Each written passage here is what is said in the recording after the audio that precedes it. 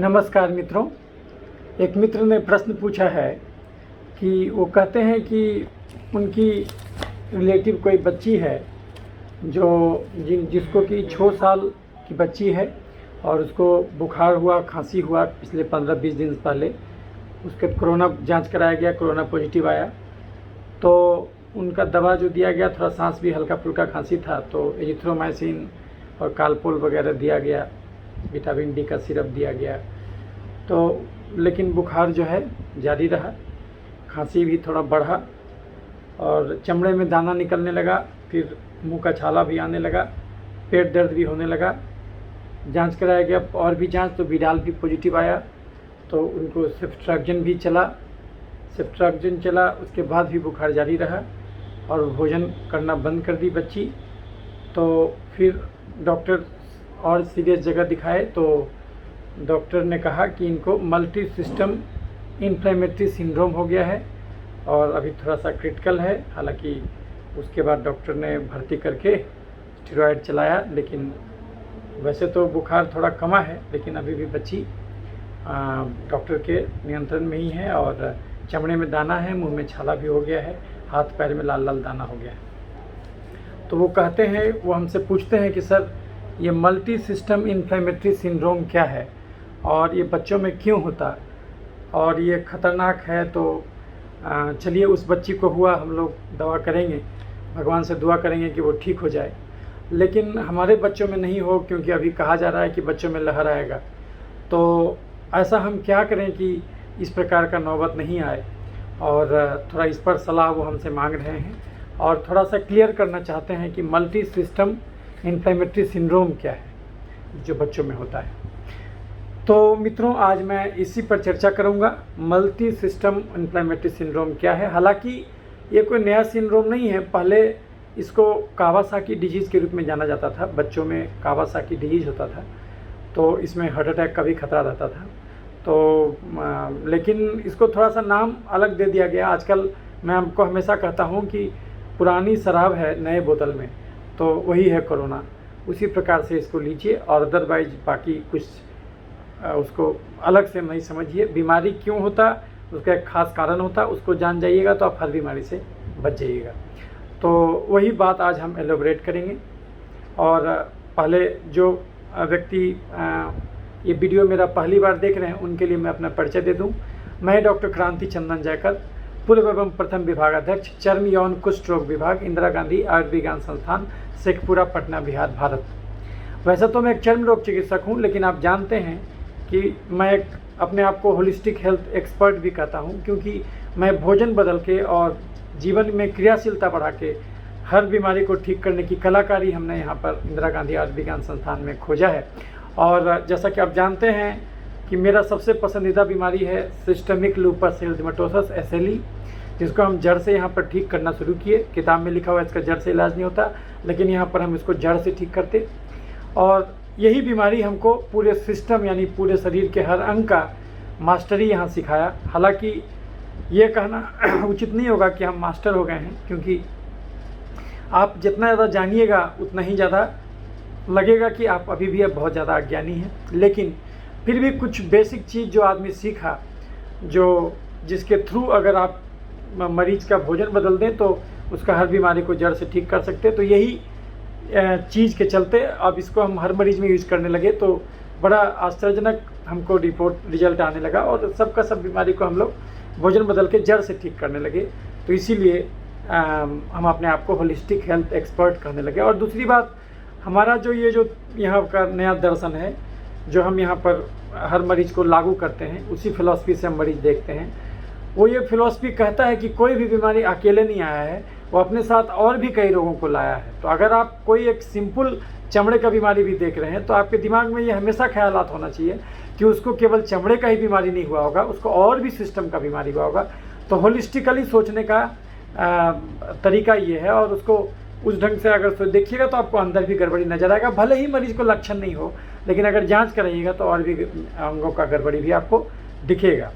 तो इसीलिए आज के डेट में विज्ञान उसको कहने लगा मल्टी सिस्टम इन्फ्लेमेटरी सिंड्रोम। लेकिन मेरा मानना है कि हर बीमारी में मल्टी सिस्टम इन्वॉल्वमेंट होता है। आप जांच नहीं कराए हैं, आपको लक्षण नहीं आ रहा है वो अलग बात है, लेकिन अगर आप जांच कराइएगा सही में तो आपको ये समझ में आ जाएगा कि कोई भी बीमारी इम्यून सिस्टम का नहीं होता। ये हाँ, किसी एक सिस्टम में ज़्यादा मात्रा में इन्वॉल्वमेंट होता ये हो सकता है, और बाकी सिस्टम का आपको लक्षण पता नहीं हो, मतलब आपको कोई उस बाकी सिस्टम के गड़बड़ी का कोई लक्षण नहीं मिल रहा हो, यह संभव है, लेकिन आप ये नहीं कर सकते कि बाकी सिस्टम का इन्वॉल्वमेंट नहीं है। तो इसीलिए ये हमारा जो थिंकिंग है उसके हिसाब से जो होलिस्टिक हेल्थ अप्रोच जो हम यहाँ डेवलप किए, 1 लाख मरीज हम यहाँ देखे करीब करीब 2013 से 2019 के बीच में, तो उससे हम ये डेवलप किए और करीब 1 लाख मरीज में 9000 मरीज का पूरा जांच कराए, और तब जब जांच का समेकित अवलोकन किए तब ये समझ में आ गया कि आखिर ये जो सब बीमारी जो उसको हम अलग अलग कहते हैं, ये कोई अलग अलग बीमारी नहीं है, और ये सब चीज़ ठीक हो जाएगा अगर हम भोजन बदल देंगे तो इसी ढंग से, इसी कारण से बाकी अलग अलग बीमारियों के संदर्भ में भी मुझसे प्रश्न लोगों का आया करता है, जिसका जवाब मैं वीडियो बना के दिया करता हूँ, क्योंकि मेरा एक मकसद है कि मैं आपके हाथ में और आपके पास हम डॉक्टरी विद्या को दे के जाऊँ, जो मैं सीखा हूँ वो आप तक पहुँचा दूँ। लेकिन इसका यह मतलब कदापि नहीं निकलता कि आप अपना इलाज खुद शुरू कर दें, लेकिन जो चीज़ आपके हाथ में है, और मेरा मानना है कि आपके हाथ में करीब करीब 80% पावर है, तो अगर आप किसी बच्चे के पेरेंट हैं तो बच्चा बीमार हो ना हो कि नहीं हो, ये इसका बागडोर जो है वो आपके हाथ में है। आप अगर चाह लीजिएगा तो नहीं होगा वो, तो ये इतना तो है, ये चीज़ तो हम ज्ञान आपको, यही हमारा जीवन का उद्देश्य है कि हम आपको दे के जाना चाहते हैं। तो इसीलिए अब आज हम इसको ज़्यादा भूमिका न बनाते हुए अब हम आपको इसके बारे में आज चर्चा छेड़ेंगे। तो कुछ तो आपको भूमिका से समझ में आ गया कि ये जो कहा जाता है कि आप बहुत सारा सुनते होंगे, किताब में, पेपर में न्यूज़ छपता है, मल्टी इन्फ्लेमेटरी जो है कि मल्टीपल सिस्टम इन्फ्लेमेटरी सिंड्रोम या मल्टी सिस्टम इन्फ्लेमेटरी सिंड्रोम जिसको बोलते हैं। तो ये क्या भला है, ये हम आज आपको समझाएंगे। और तो हमारा वीडियो थोड़ा सा लंबा होता है क्योंकि हम आपको सर्वांगीण ढंग से हर वीडियो में आपको बताते हैं। तो जब हम आपको एक एक चीज़ बताने का प्रयास करेंगे तो जाहिर सी बात है वीडियो तो लंबा हो ही जाएगा। तो अगर आप एक बार में वीडियो ना देख पाएँ तो 2 बार 3 बार करके जब भी समय मिले आप वीडियो देख सकते हैं। दूसरी बात है कि मैं वीडियो दोनों जगह पर डालता हूँ, फेसबुक पर और यूट्यूब पर।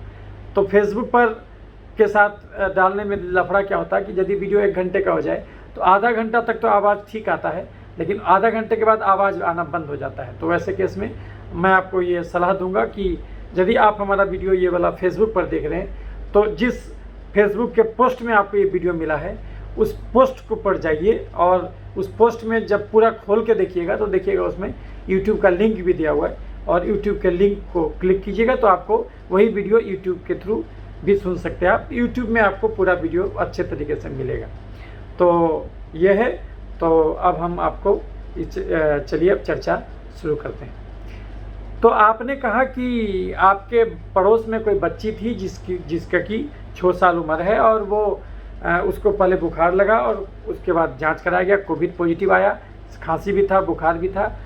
जो ज़्यादातर जो गाइडलाइन है उसके हिसाब से उसको एजिथ्रोमाइसिन एडवाइस किया गया, और कुछ विटामिन डी का गोली और कुछ चीज़ एडवाइस किया गया, लेकिन उससे इम्प्रूव नहीं हुआ। कालपुल भी दिया गया, जाहिर सी बात है। तो जब तक वो दवा चलता था ठीक हो जाता था, फिर जैसे दवा छूटता था फिर से बुखार जारी रहा। फिर धीरे धीरे बच्चे को थोड़ा सा चमड़े का भी लीजन आने लगा, चमड़े में लाल लाल दाना, मुंह फड़ने लगा, ये सब भी होने लगा। प्लस साथ ही साथ उसको या पेट का भी गड़बड़ी आने लगा, पतला पैखाना होना, ये सब भी शुरू हो गया। पेट में दर्द भी बताने लगी और हाथ पैर में सूजन आने लगा। और ये फिर उसके बाद जांच कराया गया, उसका टाइफाइड भी पॉजिटिव आया, बिडाल भी पॉजिटिव आया। और उसके बाद सेफ्ट्राक्जन, जो टाइफाइड का मेन दवा है सेफ्ट्राक्जन, मोनोसेफ करके इंजेक्शन आता है, वो दिया गया। तो भी उसका जो है कि बुखार उतना नहीं रुका। तो फिर बाद में उसको हायर सेंटर पर आप ले गए, और जो भी आपके जान पहचान के थे वो ले गए बच्ची को, और बच्ची को फाइनली फिर स्टेरॉइड चलाया गया। चूँकि CRP भी बढ़ा हुआ था तो स्टेरॉइड चलाया गया, और स्टेरॉइड से अभी तो बुखार तो कमा है, बट अभी भी बच्ची डॉक्टर के ऑब्जर्वेशन में ही है। तो आपको डॉक्टर उन्होंने कहा कि ये चूँकि बहुत सारा ऑर्गन का गड़बड़ी हो गया, इसलिए उसको मल्टी सिस्टम इन्फ्लेमेटरी सिंड्रोम कह दिया गया है, मल्टी ऑर्गन इन्फ्लेमेटरी सिंड्रोम कह दिया गया डॉक्टर के द्वारा। तो ये आपके बच्ची का हिस्ट्री था। तो ऐसा क्यों हुआ? तो देखिए, ऐसा है ये जो बीमारी का आप जिक्र किए, इसको, ये कोई नया बीमारी नहीं है। ये बीमारी आजकल उसको बोला जा रहा है, सब चीज़ को कोविड से लिंक किया जा रहा है, लेकिन मैं आपको हमेशा कहता हूँ कि मैं आपको शुरू से बता रहा हूँ कि कोविड एक सिंपल सर्दी बुखार है। लेकिन हाँ, एक चीज़ और भी है कि ये एक ही कोरोना का वायरस अगर 5 बच्चे में जाएगा तो 5 को दिक्कत नहीं करेगा। लेकिन जो आदमी अपने शरीर को ख़राब कर चुका है गलत भोजन करके, गलत भोजन क्या है वो हम अभी बताएंगे, वीडियो लंबा होगा, देखते रहिएगा। तो जो बच्चा अपना शरीर खराब कर चुका है लगातार गलत भोजन खाते खाते, तो उसके शरीर में अगर तेजाब जमा है तो वैसे केस में अगर वायरस आएगा तुरंत आग लगा देगा। इसको आप ऐसे भी समझ सकते हैं, एक जलता हुआ माचिस के तीली को 3 जगह फेंकिए। एक वैसे जगह फेंकिए जहाँ पर गीला पत्ता है का ढेर है, एक वैसे जगह फेंकिए जहाँ सूखे पत्ते का ढेर है, और एक जलते हुए माचिस के तीली को वैसे जगह पर फेंकिए जहाँ पर सूखे पत्ते का ढेर है और उसमें किरासन तेल भी छिड़का गया है। तो आप ये देखिएगा कि जो माचिस का तीली जो जलता हुआ था उसको गीले पत्ते के ढेर पर फेंके तो वो मुरझा गया, अपने आप बुझ गया, ज़्यादा देर तक वो जल नहीं पाया और किसी पत्ते को जला नहीं पाया। और वही जलते हुए माचिस के तीली को अगर सूखे पत्ते पर फेंके थे तो कुछ कुछ पत्ते को जलाया, लेकिन वो फिर भी आग ज़्यादा लंबा नहीं हुआ, धुआं होकर के ख़त्म हो गया। लेकिन अगर सूखे पत्ते के ढेर पर किरासन तेल छिड़के हुए थे और वहाँ पर वही जलता हुआ माचिस का तीली फेंके तो वहाँ धुआं आग लग गया।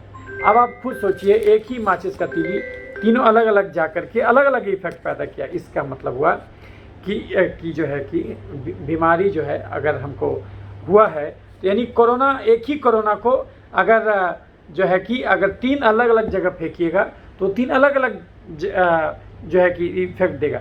अगर हम गलत भोजन नहीं खाएंगे तो 1 किलो भी कोरोना खाएंगे कुछ नहीं होगा, और अगर हम गलत भोजन खाएंगे तो कितना भी मास्क लगाएंगे, कितना भी दूरी मेंटेन करेंगे, हमको फिर भी बीमारी पकड़ेगा। तो वो गलत भोजन और गलत जीवन शैली क्या है ये हम अभी समझाएंगे। तो अगर ये जान जाइएगा तो आप अपने बच्चे को, कितना भी सबको कोरोना फैल जाए, आपका बच्चा को कहीं कोई दिक्कत नहीं होगा। तो वो हम अभी आपको समझाएंगे। तो ये जो आपको मल्टी सिस्टम इन्फ्लेमेटरी डिसऑर्डर जो कहा गया है आपको मल्टी, तो बेसिकली ये आप एक बीमारी होता है कावासाकी डिजीज़। कावासाकी डिजीज़ में देखिए आपका लगभग हर ऑर्गन इन्वॉल्व होता है, लेकिन आप देख सकते हैं इसमें जो है कि आप देखिए कि बच्चे का जो है कि और हालांकि और भी बीमारी में ऐसा हो सकता है, तो बीमारी के नाम पर मत जाइए क्योंकि बीमारियां भले अनंत है लेकिन स्वास्थ्य तो एक ही है। तो आप ये देखिए कि ये देखिए बच्चे का फ़ोटो है, तो किस ढंग से बच्चे का हाथ लाल हो गया, आँख लाल हो गया है ना, सूजन आ गया, मुंह में भी सूजन आ गया, हाथ पैर में सूजन आ गया, ये देख सकते हैं बच्चे का ये जो हो गया। और इसमें आपको और भी चीज़, इसमें बच्चे को हार्ट अटैक भी हो सकता है क्योंकि कोरोनरी आर्टरीज भी ख़राब होता है। तो ये आप देख सकते हैं। तो इस ढंग से आप देखिएगा तो इसी प्रकार का बच्चे का इन्वॉल्वमेंट है। लेकिन और भी चीज़ हो सकता है, देखिए नाम आप कुछ भी दे दीजिए, देखिए इलाज में ज़्यादा फर्क नहीं पड़ता है ना। तो ये भी चीज़ याद रखिएगा कि आप कहने के लिए ऐसा सिम्टम आपको एसिली में भी मिल सकता है, सिस्टमिक लूपर एरिथेमेटोसस में मिल सकता है, लेकिन ये जो बीमारी है जिसको आप कहते हैं मल्टी सिस्टम इन्फ्लेमेटरी सिंड्रोम, तो ये जो बीमारी कोई नया नहीं है और ये आप देख सकते हैं। तो ये जो है कि आप कावासाकी डिजीज़ में भी आपको इस प्रकार का लीजन मिल सकता है। इसमें खून में एनीमिया हो जाएगा, आपको और भी बुखार आएगा, ठीक ही नहीं होगा, खांसी होगा, तो ये आपको ये सब देखने को मिलेगा। तो कोविड में ये कावासाकी डिजीज़ से मिलता जुलता चीज़ है, और नहीं तो ऐसा चीज़ एसएलई में भी हो सकता है। तो ये आजकल बहुत सारा कॉमन है ना, ये देखने को मिल रहा है। इसलिए देखने को मिलेगा क्योंकि हर चीज़ को हम लोग आजकल कोरोना से जोड़ रहे हैं। तो इसलिए अब क्या है कि हर चीज़ को, जैसा हमने आपको बोला कि पुरानी शराब को नए बोतल में परोसा जा रहा है, तो कारण सबका एक ही है, क्यों एक है वो हम आपको अभी समझाएंगे। तो इससे कंफ्यूज नहीं होइएगा, क्योंकि इससे आप कंफ्यूज हो सकते हैं, है ना। इससे आप कंफ्यूज कि अरे वो जो नमाज अलग अदा हो रहा है, वो तो कुरान शरीफ पढ़ रहा है, वो तो गीता पढ़ रहा है, कोई तो बाइबिल पढ़ रहा है, कोई जिंदा अवस्था पढ़ रहा है, नहीं, उससे कंफ्यूज नहीं करना है। अल्टीमेटली परमात्मा एक ही है, इसलिए कंफ्यूज नहीं करना है। वही चीज़ आज हम आपको बताएंगे ताकि आप कंफ्यूज बिल्कुल नहीं करें और एक चीज़ सुधार दें, बस सारा चीज़ सुधर जाएगा। तो ये चीज़ हम आपको पहले समझाते हैं कि ऐसा क्यों हो रहा है। तो कोई भी बीमारी क्यों होगा, इतना तो आप भी जानते हैं कि हमारा शरीर हमारे भोजन से बना है। तो हमारे शरीर में, अच्छा इस बीमारी में होता क्या है, मल्टी सिस्टम इन्फ्लेमेटरी डिजीज़ जो इसमें होता क्या है, इसमें क्या क्या लक्षण मिलेगा। तो इसमें आपको बहुत सारा लक्षण मिल सकता है, जैसे कि आपको इसमें आपका बुखार आना, खांसी होना, पेट में दर्द होना, जहाँ तहाँ गिल्टी निकल जाना, है ना, बाल झड़ना, जो है कि मुंह में छाला होना, हाथ पैर में लहर जलन होना, फूल जाना हाथ पैर, या नाखून कट के गिरना हाथ पैर में, ये सब हिस्सा लाल हो जाना। तो ऐसा बहुत सारा अलग अलग प्रकार का मैनिफेस्टेशन मिलेगा। और ऐसा कोई आप ये नहीं बोल सकते कि इसको ये मिल गया तो यही होगा, ऐसा नहीं बोल सकते। आपको जितना भी सिम्टम बच्चे में, कभी कभी मिर्गी भी का दौरा पड़ जाएगा, है ना, तो जितना भी सिम्टम आप जानते हैं वो सारा प्रकार का सिम्टम आप समझिए तो मल्टी सिस्टम इन्फ्लेमेटरी सिंड्रोम के बच्चे में हो सकता है। बच्चा को भूख नहीं लगेगा, पेट में दर्द बताएगा, उल्टी हो जाएगा, है ना, तो खाना नहीं पचेगा, मतलब भांति भांति का जो भी चीज़ आप सोच सकते हैं वो सारा चीज़ में हो सकता है। तो इसीलिए बस अंतर यह है कि उसमें खाली वो कोरोना पॉजिटिव आ गया तो आप बोल देंगे कोरोना से हो गया। अब आज के डेट में कुछ भी हो रहा है तो सीधे बोल दे रहे हैं कोरोना से हुआ, तो ये चीज़ है। तो लेकिन अगर आप जांच करिएगा तो उसको 5 में गड़बड़ी और भी निकलेगा, है ना। तो ऐसा क्यों होता और क्यों सब एक साथ जुड़ा हुआ है, वही चीज़ हम आपको भी समझाएंगे। तो इतना तो आप भी जानते हैं कि हमारा शरीर हमारे भोजन से बना है। तो हमारे शरीर में कोई भी बीमारी कभी भी किसी को भी कहीं भी क्यों होगा, क्योंकि भोजन गलत होगा। आपकी बच्ची को बीमारी क्यों हुआ, क्योंकि उसका भोजन गलत था। हर आदमी हर चीज़ नहीं खा सकता, लेकिन हर आदमी हर चीज़ खाना चाहता है, गड़बड़ी यहीं से शुरू हो जाता है। आप खुद सोचिए, एक आदमी जो 8 घंटा कुदाल चलाता हो खेत में, और एक वो आदमी जो 8 घंटा खाली बैठ के प्रवचन देता हो, दोनों का खाना बराबर कैसे हो जाएगा। एक गाड़ी जिसको 3 किलोमीटर चलाना हो, एक गाड़ी जिसको 300 किलोमीटर चलाना हो, क्या दोनों बराबर डीजल भरिएगा। तो जब उस समय बुद्धि खुल जाता, खाने के टाइम में बुद्धि कहाँ जाता। एक बच्चा है जो गांव में खरहानी में दौड़ता है और कबड्डी का खेल खेलता है, और एक वो बच्चा जो घर में बैठ के खाली डोरेमोन टीवी पर देखता है। दोनों बच्चे का भोजन बराबर कैसे हो जाएगा। लेकिन अगर हम दोनों बच्चे का भोजन बराबर देंगे तो दोनों बच्चा बीमार पड़ेगा। तो पहला पॉइंट समझ में आ गया कि इस धरती पर कोई भी बीमारी किसी को भी, बच्चा हो, बूढ़ा हो, एडल्ट हो, किसी को भी कोई भी बीमारी क्यों होगा, क्योंकि उसका भोजन गलत होगा। यानी जब तक भोजन नहीं बदलेंगे दुनिया का कोई बीमारी जड़ से नहीं जाएगा। तो पहला पॉइंट समझ में आ गया। दूसरी बात, इससे एक अर्थ ये भी निकला कि आप अपने बीमारी के लिए दूसरों को जिम्मेदार मत ठहराइए कि नहीं फलाना आदमी मास्क नहीं लगाया था इसलिए हम बीमार पड़े। अगर आप ये सोचते हैं, मतलब आप अपने कमजोरियों को ढक दे रहे हैं। आपको एक बहाना मिल गया कि नहीं हम तो उसके चलते बीमार पड़े, अब नहीं तो हम तो ठीक ही ठाक थे। नहीं, ये गलती मत रखिए, क्योंकि वही कोरोना हमको आता था वो कुछ नहीं करता, और आपको आता था आपको कर दिया। इसका मतलब गड़बड़ी कोरोना में नहीं है, गड़बड़ी आपके शरीर में है जो कि उसके साथ मिसबिहेव कर गया। तो इस बात को हमेशा याद रखिए। तो अपने अंदर गड़बड़ी ढूंढिए, दूसरों के अंदर नहीं। तो आपके बच्चे में कुछ खोट होगा जो कि गलत भोजन खाने के चलते हुआ था। और बच्चा तो क्या है, वो तो कच्चा मिट्टी का घड़ा है, उसको जैसा शेप दीजिएगा वैसा बनेगा। तो बच्चा का गलती नहीं है, उसका गार्जियन का गलती है कि उसको हमेशा गलत भोजन दिया। तो गलत भोजन क्या है वो भी समझाएंगे। लेकिन पहला पॉइंट समझ में आ गया, बीमारी क्यों हुआ, क्योंकि भोजन गलत था। दूसरा पॉइंट, किसी को बीपी हो, चीनी हो, गठिया हो, दम्मा हो, मिर्गी हो, पथरी हो, बवासीर हो, मानसिक का गड़बड़ी हो, दांत का समस्या हो, डेंगू हो, मलेरिया हो, टाइफाइड हो, कोरोना हो, कैंसर हो, ये सब बीमारी क्यों होता है, एलर्जी के चलते। एलर्जी क्यों होता है, इंसुलिन बढ़ जाने के चलते। इंसुलिन क्यों बढ़ जाता, चीनी खा के बैठ जाने के चलते। यानी इस धरती पर कोई भी रोग हो, बंद हमेशा एक ही चीज़ होगा, वो है चीनी। अगर कोई बच्चा चीनी खाना छोड़ दे तो उसका सब बीमारियाँ खत्म हो जाएगा। लेकिन कोई भी आदमी चीनी कैसे छोड़ेगा जब तक उसको यही नहीं पता हो कि चीनी है क्या, क्योंकि हर चीनी मीठा नहीं होता और हर मीठा चीज़ चीनी नहीं होता। आप ये खाइएगा, ये आपको मीठा लगेगा, लेकिन ये कि चीनी नहीं है, शुगर फ्री है। लेकिन समोसा खाइएगा वो तीखा लगेगा, लेकिन उसमें भयंकर चीनी है। आलू दम खाइएगा वो तीखा लगेगा, लेकिन उसमें भयंकर चीनी है, स्टार्च नामक चीनी। आप कोई भी चीनी खाइएगा बात बराबर। तो किसको कहते चीनी, जब तक ये न जानिएगा चीनी कैसे छोड़िएगा। तो अब सुनिए कि चीनी है क्या, जो कि हमारे लिए भी जहर हो गया। हालांकि हमको कोई डायबिटीज़ नहीं है, लेकिन बावजूद इसके भी चीनी हमारे लिए जहर हो गया। क्यों, क्योंकि हम भी अब 8 घंटा कुदाल नहीं चलाते खेत में, हम भी अब 8 घंटा पीठ पर बोझा नहीं धोते, हम भी अब 8 घंटा नहीं पैदल चल के 24 घंटा में 2 ही घंटा पैदल चलते। इसलिए अगर हम भी चीनी खाएंगे तो गड्ढे में गिरेंगे। अब हमारा कार 24 घंटा में 2 ही किलोमीटर चलता है, इसलिए अब हमारे कार के लिए पेट्रोल जहर हो गया। जो काम गाड़ी में पेट्रोल का है वो भी हाइड्रोकार्बन है, वही काम शरीर में चीनी यानी कार्बोहाइड्रेट का है, वो भी हाइड्रोकार्बन है। गाड़ी मजबूत होगा लोहा से, शरीर मजबूत होगा प्रोटीन से। तो प्रोटीन और फाइबर जम के खाइए, और जो है कि चीनी खाना छोड़ दीजिए। किसको कहते चीनी, चावल, आलू, मकई, मैदा, साबूदाना, सेवई में चीनी है स्टार्च, मीठे फल में चीनी है फ्रुक्टोज, दूध में चीनी है लैक्टोज, गुड़, शहद और चीनी में चीनी है सुक्रोज और ग्लूकोन डी में glucose. Chips, chocolate, ice cream, cold drink, मिठाई, समोसा, पिज्जा, बर्गर, चूड़ा का भुंजा, मूढ़ी का भुंजा, मकई के भुंजा में चीनी, गाजर, चुकंदर, छोहाड़ा, किशमिश, खजूर, देसी मुर्गा, खस्सी के मांस में जबरदस्त चीनी, हॉर्लिक्स, कम्प्लान, बॉर्नवीटा में चीनी, खिचड़ी, खीर, ग्लूकोन डी, पूस का पिट्ठा, कुकर का चावल, सेवई, साबूदाना, मखाना, पानी, फल, सिंघाड़ा में चीनी।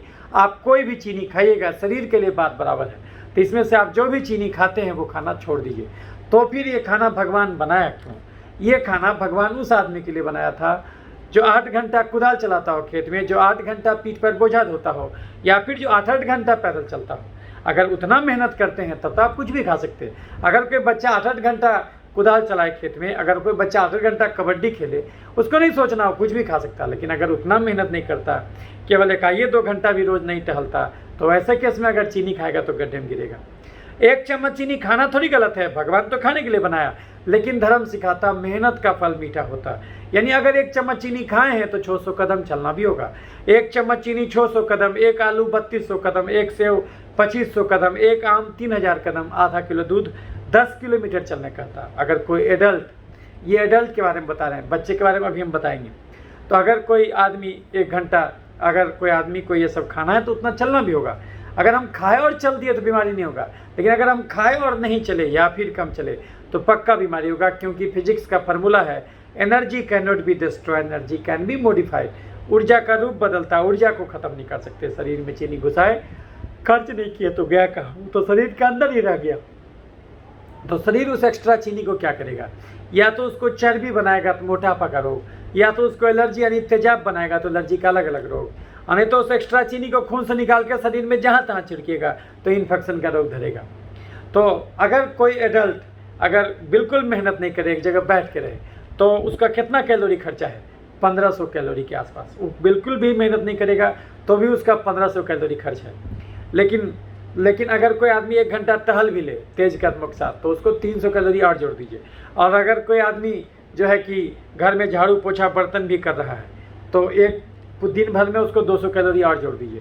तो अगर कोई आदमी झाड़ू पोछा बर्तन भी करे, ऑफिस में काम भी करे और 1 घंटा टहल भी ले तो उसको 300 प्लस 200 प्लस 1500 कैलोरी यानी 2000 कैलोरी का खर्चा है। और अगर किसी आदमी को बीपी, चीनी, गठिया, दमा, मिर्गी, पथरी कुछ पकड़ा है तो मान के चलिए कि वो कम से कम 5 महीना, 6 महीना, साल भर तक जो है वो 3-3 हज़ार कैलोरी खाया है। उसका खर्चा है 2000 कैलोरी, लेकिन वो खाया है 3-3 हज़ार कैलोरी। एक दिन ज़्यादा खाइएगा तो बीमारी नहीं होगा, लेकिन अगर रोज़ का रोज़ ज़्यादा खाइएगा तो फिर एक दिन पाप का घड़ा भर जाएगा और आपको बीमारी हो जाएगा। क्योंकि आप धर्म का भी धज्जी उड़ाए, विज्ञान का भी धज्जी उड़ाए। धर्म कहता मेहनत का फल मीठा होता, आप बिना मेहनत के चीनी खाए। विज्ञान कहता energy can not be destroy, energy can be modified. ऊर्जा का रूप बदलता, ऊर्जा को खत्म नहीं कर सकते। खाए खर्च नहीं किए तो जाएगा कहाँ? वो तो शरीर के अंदर ही रह गया। तो शरीर उस एक्स्ट्रा चीनी को या तो चर्बी बनाएगा तो मोटापा का रोग, या तो एलर्जी यानी तेजाब बनाएगा तो एलर्जी का रोग, यानी तो जहाँ तहाँ छिड़किएगा तो इन्फेक्शन का रोग। अब सवाल उठता है कि बच्चे में कितना कैलोरी चाहिए? तो देखिए ऐसा है मित्रों कि बच्चा में कैलोरी एडल्ट के कंपेरिजन में ज़्यादा चाहिए होता है। पर केजी बॉडी वेट अगर जोड़िएगा तो बच्चे को कैलोरी ज़्यादा चाहिए, क्योंकि बच्चे का अगर 1 साल का बच्चा, 6 महीना से कम का बच्चा है तो उसको 110 से 120 किलो कैलोरी प्रति किलोग्राम पर डे चाहिए। तो 6 महीने से कम उम्र के बच्चे को कितना चाहिए? करीब करीब समझिए तो 120 किलो कैलोरी पर केजी और पर डे चाहिए। तो बच्चा अगर जन्मता है, मान लीजिए 3 किलो का बच्चा जन्मा, तो 3 किलो के बच्चे को अगर आप दीजिएगा तो समझिए 120 गुना 3 यानी 360 कैलोरी उसको कम से कम चाहिए एक दिन में। तो ये चीज़ है। और अगर आप उसको 30 ml दूध पिलाते हैं, उसमें 20 कैलोरी है उसमें, तो 30 ml अगर दूध पिलाते हैं उसमें कितना कैलोरी है? 20 कैलोरी है, 20 किलो कैलोरी है। तो ये चीज़ आपको याद होना चाहिए। तो ये चीज़ याद होना चाहिए। और बच्चे में जो रिक्वायरमेंट कितना होता है प्रोटीन का, खासकर प्रोटीन का रिक्वायरमेंट बच्चे में, तो जैसा कि आपको बताया कि कैलोरी का रिक्वायरमेंट भी एडल्ट के कंपेरिजन में ज़्यादा है। ये तो 1 साल के बच्चे का जो है कि 6 महीना से कम उम्र के बच्चे का 120 किलो कैलोरी पर केजी पर डे। 1 साल की उम्र के बच्चे का थोड़ा सा घट जाता और वो हो जाता 100 किलो कैलोरी पर किलोग्राम पर डे। और वही बच्चा जब 15 साल का हो जाएगा तो उसका कैलोरी रिक्वायरमेंट घट के हो जाएगा 40 किलो कैलोरी पर केजी पर डे। तो इस हिसाब से आप जोड़ लीजिए। अब अगर कोई बच्चा 15 साल का होगा तो उसका वजन कितना होगा? करीब करीब समझिए तो 25 किलो से समझ 27, 28 से 29 किलो के आसपास होगा अगर 15 साल का कोई बच्चा है तो। जनरली 10 साल के बच्चा को 23 किलोग्राम का होना चाहिए। तो उसके हिसाब से आप जोड़ लीजिए कि अगर कोई बच्चा अगर 15 किलो का है, 15 साल का है, तो ऐसा आपके केस में आपका बच्चा 6 साल का था, तो 6 साल के का जो बच्चा होगा उसका वजन होना चाहिए कायदे से 16 किलो। तो 16 किलो के हिसाब से जोड़ लीजिए। तो 16 किलो का है तो उसको 40 किलो कैलोरी पर केजी चलेगा। तो यानी कि करीब करीब 650 कैलोरी उसको किलो कैलोरी रोज़ चाहिए। आपको उतना ही देना है और उसको जोड़ के फिर देना है। लेकिन वो जो 650 कैलोरी किलो कैलोरी दीजिएगा तो उसमें प्रोटीन, फाइबर, फैट, ये सारा चीज़ मिला के देना है, बैलेंस करके देना है। लेकिन अगर आप उसको जो है कि खाली ये देने लगिएगा कार्बोहाइड्रेट तो बीमारी हो जाएगा। अब खाली कार्बोहाइड्रेट क्या है वो हम आपको समझा दिए। तो और अगर आप गलत भोजन दीजिएगा तो कैसे नुकसान करेगा वो अभी समझिए आप इसको। ये तो समझ में आ गया कि बच्चे को कितना किलो कैलोरी चाहिए, ये चीज़ आपको समझ में आ गया कि एडल्ट में जितना चाहिए। ऐसे एडल्ट में जनरली बोला जाता है कि 0.9 से 1 ग्राम पर किलोग्राम बॉडी वेट प्रोटीन चाहिए होता है रोज़। अगर 60 किलो का कोई आदमी है तो जिसको जनरली 60 ग्राम जो है प्रोटीन रोज़ चाहिए, इस प्रकार से। लेकिन बच्चे में थोड़ा ज़्यादा ज़रूरत पड़ता है क्योंकि बच्चे का शरीर बनता है उससे, ये समझ में आ गया। लेकिन होता क्या है कि बच्चे को जो हम लोग को सही न्यूट्रिशन देना चाहिए वो हम लोग नहीं देते, और बच्चा चिप्स, चॉकलेट, आइसक्रीम खाने शुरू कर देता और गार्जियन ध्यान देता नहीं। तो धीरे धीरे एक दिन में बीमारी होता नहीं, रोज़ का रोज़। और जाहिर सी बात है पेट और भूख का साइज एक ही है। पेट में आप ज़रूर ज़्यादा हाई कार्बोहाइड्रेट डाइट देना शुरू कर दिए तो उसको जाहिर सी बात है प्रोटीन, फाइबर, ये सब, हरा सब्जी, ये सब कम दिए। तो कम दिए तो क्या होगा, एक्स्ट्रा कैलोरी, एक्स्ट्रा कार्बोहाइड्रेट कहाँ जाएगा? या तो वो चर्बी बनेगा तो मोटापा का रोग, आपका बच्चा मोटा होने लगेगा, ओबेसिटी शुरू हो जाएगा। या तो एक्स्ट्रा चीनी को शरीर चर्बी बनाएगा तो मोटापा का रोग, या तो उसको एलर्जी यानी तेजाब बनाएगा तो एलर्जी का अलग अलग रोग। आने तो एक्स्ट्रा चीनी को खून से निकाल के शरीर में जहाँ तहाँ छिड़क दिया जाएगा तो उससे इन्फेक्शन का रोग धरेगा। तो आप देखिए उस सब प्रकार का रोग आपके गलत भोजन से हो रहा है। तो सपोज कीजिए अगर कोई बच्चा है, मान लें कि 6 साल का बच्चा है, तो 6 साल के बच्चे को जनरली 3 रोटी खाना चाहिए, एक सुबह, एक दोपहर, एक रात। 3 कटोरी, इतना बड़ा कटोरी में 3 कटोरी दाल पीना चाहिए। उसको प्रचुर मात्रा में हरा सब्जी देना चाहिए। उसको खीरा, ककड़ी, टमाटर काट के देना चाहिए। उसको मन है तो 1 गिलास दूध पिला सकते हैं आप, नहीं तो दूध को दही बना के रोज़ दीजिए, 1 छिपली, है ना, तो छाली के साथ वो देना चाहिए। उसको अंडा खिलाना चाहिए, 1 से 2 अंडा। इतनी में आपको हो जाएगा 650 कैलोरी, इससे ज़्यादा का जरूरत नहीं है। लेकिन अगर आप कोई बच्चा गलती से चिप्स, चॉकलेट, आइसक्रीम खाने लगे तो चिप्स में क्या दिक्कत है कि एगो छोटा चिप्स का जो 10 रुपये के चिप्स का पैकेट लीजिएगा तो एक चिप्स के पैकेट में करीब करीब 160 किलो कैलोरी होगा। अब सोचिए 160 कैलोरी। अब कोई भी बच्चा आप देखिएगा 2 से 3 पैकेट खा जाएगा, 10 रुपये वाला ना, 10 रुपये वाला 2 से 3 पैकेट धड़ाधड़ खा जाएगा। तो अब देखिए उसको जो है कि चिप्स से ही मिल गया 300-400 कैलोरी, और वो जो कैलोरी मिला उसमें करीब करीब मोर देन 95% कार्बोहाइड्रेट से मिला। अब उसको बीमारी हो जाएगा क्योंकि जाहिर सी बात है पेट और भूख का साइज एक ही है। वो पेट को खाली कार्बोहाइड्रेट से भर दिया तो जाहिर सी बात है प्रोटीन, फाइबर, ये सब कम मिला तो उसको नुकसान हो जाएगा। शरीर एक्स्ट्रा चीनी को क्या करेगा, या तो उसको चर्बी बनाएगा तो मोटापा का रोग, या तो उसको एलर्जी यानी तेजाब बनाएगा। वो तेजाब जहाँ जहाँ जाएगा तो उसको गलाएगा। वही तेजाब आ गया है तो मल्टी सिस्टम इन्फ्लेमेटरी सिंड्रोम हुआ है। और नहीं तो उस एक्स्ट्रा चीनी को खून से निकाल के शरीर में जहाँ तहाँ छिड़केगा तो उसके चलते अलग अलग इन्फेक्शन पकड़ेगा। तो खाली कोरोना ही वायरस नहीं, उसको बैक्टीरिया, फंगस सब पकड़ेगा, ये जो म्यूकर ट्यूकर सब पकड़ लेगा। तो लेकिन सबका कारण क्या था, आपका गलत भोजन। तो 1 चम्मच चीनी 600 कदम, 1 आलू 3200 कदम, 1 सेव 2500 कदम, 1 आम 3000 कदम, आधा किलो दूध 10 किलोमीटर चलने कहता। आप खाएं तो उतना चलना भी होगा। आप 1 थाली कुकर का चावल खाए तो कुकरवा के चावल में मड़वा तो अंदर रह गया। तो अगर कोई बच्चा एक दिन में 6 रोटी खा गया, अब 6 रोटी के बदले उसको चलना भी चाहिए था जो है कि करीब करीब जो है कि 1 रोटी के बदले में 600-700 कदम। तो आप जोड़ लीजिए, अब अगर 6 रोटी एक दिन में खाया था तो उसको चलना चाहिए था कम से कम जो है कि 3-4 हज़ार कदम, लेकिन वो नहीं चला तो उसको बीमारी हो जाएगा। क्योंकि एनर्जी के अंदर भी उसका खर्चा था रोज़ 650 किलो कैलोरी, अब वो रोज़ ले रहा था 1000 किलो कैलोरी। ये जो 400 किलो कैलोरी एक्स्ट्रा ले रहा है, और खाली एक्स्ट्रा नहीं ले रहा है, वो खाली मैक्सिमम कार्बोहाइड्रेट खा रहा है, वो कार्बोहाइड्रेट और फैट खा रहा है। तो इससे बीमारी हो जाएगा। शरीर एक्स्ट्रा किलो कैलोरी को या तो चर्बी बनाएगा तो मोटापा का रोग, या तो उसको एलर्जी, तेजाब बनाएगा, एलर्जी का रोग, नहीं तो जहाँ तहाँ छिड़केगा तो इन्फेक्शन का रोग। तो अगर उसको चर्बी बना के तोंद में जमा कर दिया, कोई बात नहीं, दर्जी कपड़ा का घेरा बढ़ा के आपके बच्चे के तोंद को ढक देगा।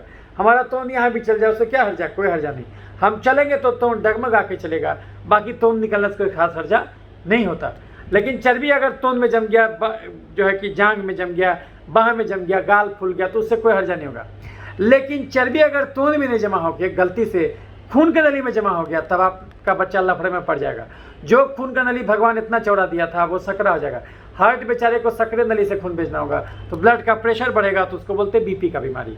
ऐसा मत समझिए कि कोई 10 साल का बच्चा है तो उसमें ब्लड प्रेशर नहीं होगा, नहीं, बच्चों में भी हाइपरटेंशन धड़ल्ले से हो रहा है, धड़ल्ले से हो रहा है, बच्चों में भी हार्ट अटैक धड़ल्ले से हो रहा है। तो चर्बी अगर खून की नली में जमा हो गया तो बीपी का बीमारी, चर्बी अगर हार्ट के नली में जम गया, कोरोनरी आर्टरीज में, तो हार्ट अटैक या धड़कन का बीमारी, सीढ़ी चढ़ते चढ़ते हाँफने लगेगा। दिमाग के नली में चर्बी जम गया, सेरेब्रल आर्टरीज में, तो लकवा मार देगा। ओवरऑल दिमाग में चर्बी जम गया तो बेचैनी, घबराहट, अधकपाड़ी दर्द, मिर्गी, पागलपन।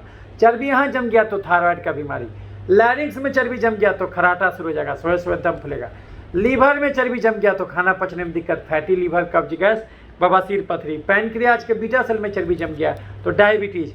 महिलाओं में ओवरी के पास चर्बी जम गया तो मासिक का गड़बड़ी, धात का समस्या, छाती का गिल्टी, बच्चा ठहरने में दिक्कत। पुरुषों में प्रोस्टेट के पास चर्बी जम गया तो प्रोस्टेट का साइज बढ़ेगा, मूत्रनली पर दबाव पड़ेगा, पेशाब खुलासा नहीं होगा, बार बार यूटीआई। किसी नस में चर्बी जम गया तो नस का झिनझिनी। चर्बी यहाँ जम गया तो किडनी उड़ेगा। यानी शरीर रूपी घर में अगर हम एक्स्ट्रा चीनी खा के चर्बी रूपी कचरा जमा कर देंगे तो शरीर का हर अंग त्राहिमाम करने लगेगा। सांस की नली में अगर तेजाब जमेगा तो ये तो चर्बी जमने से बीमारी हुआ। चर्बी जहाँ भी जमेगा तो उस ऑर्गन का कार्य बाधित करेगा। तो चर्बी जमने से क्या क्या बीमारी हुआ? चर्बी जमने से बीपी हुआ, चीनी हुआ, थायराइड हुआ, हार्ट अटैक हुआ, लकवा हुआ। देखिएगा 4-4, 5-5 साल के बच्चे को थायराइड का बीमारी आपको नजर आएगा आज के ज़माने में, क्योंकि जम के खाता है chips, chocolate, ice cream, cold drink, मिठाई, समोसा, पिज्जा, बर्गर। चलता होता है नहीं, दाल पीता नहीं, हरा सब्जी खाता नहीं। तो आप खाए, खर्च नहीं किए, तो चर्बी बन के आपका बच्चा खाली मोटा के ध्वंस नहीं हुआ, बल्कि उस बच्चे में बीपी, चीनी, थायराइड, हार्ट अटैक, लकवा और जो है कि लीवर, किडनी फेल होने का भी समस्या शुरू हो गया। तो ये तो एक नुकसान हुआ। लेकिन चीनी को शरीर खाली चर्बी नहीं, तेजाब भी बनाता। वो तेजाब अलग से डैमेज करेगा। आप बोलेगा सर किताब में तो चर्बी लिखा हुआ है, लेकिन किताब में तेजाब नहीं लिखा हुआ है। हाँ, किताब में तेजाब नहीं लिखा हुआ है, उसको हम कहते तेजाब। तो किताब में क्या लिखा हुआ है? किताब में लिखा हुआ है इन्फ्लेमेटरी साइटोकाइन, किताब में लिखा हुआ है फ्री रेडिकल्स, किताब में लिखा हुआ है ऑटो एंटीबॉडीज, किताब में लिखा हुआ है कार्सिनोम्ब्रोनिक एंटीजन, किताब में लिखा हुआ है जो है कि माइटोकॉन्ड्रियल डीएनए डैमेज। हम उसको एक चीज़ बोलते हैं, सीधे सीधी तेजाब। क्योंकि ये सब चीज़ जो डैमेज करता शरीर को, वो तेजाब जैसा ही डैमेज करता है। तो एक्स्ट्रा चीनी से शरीर तेजाब भी बनाएगा। बहुत लोग देखिएगा कितनू खाएगा मोटाएगा नहीं, इसका मतलब और खतरनाक स्थिति है। उसके शरीर में एक्स्ट्रा चीनी, चर्बी नहीं बन के वो तेजाब बनता, तो उसको पक्का बीमारी होगा। सांस की नली में अगर तेजाब गया तो सांस की नली को छील देगा, तो क्या होगा? टोन्सिलाइटिस, साइनोसाइटिस, दमा, खांसी, निमोनिया शुरू हो जाएगा, जो कि इस बच्चे में था। जोड़ में तेजाब गया तो गठिया अर्थराइटिस, जो कि इस बच्चे में भी होने लगा। दिमाग में तेजाब जाएगा तो मिर्गी, पागलपन, है ना, जो कि इस बच्चे में भी जो है कि बच्चा इरिटेबल रहने लगा। जोड़ में तेजाब गया तो गठिया, दिमाग में तेजाब गया तो मिर्गी, पागलपन, लीवर में तेजाब गया तो जॉन्डिस, और चमड़े में तेजाब गया तो एक्जिमा, सोरियासिस, सफ़ेद दाग, जुरपित्ती, छाही, पिंपल करा देगा। मुंह के अंदर के चमड़े में तेजाब गया तो मुंह का छाला करा देगा। ये सब लाल हो जाएगा, क्योंकि तेजाब जब चमड़े में आएगा तो हर प्रकार का इन्फ्लेमेटरी डिसऑर्डर चमड़े का होने लगेगा। और अगर तेजाब लीवर में गया तो जॉन्डिस करा देगा। किडनी में तेजाब गया तो किडनी खराब कर देगा।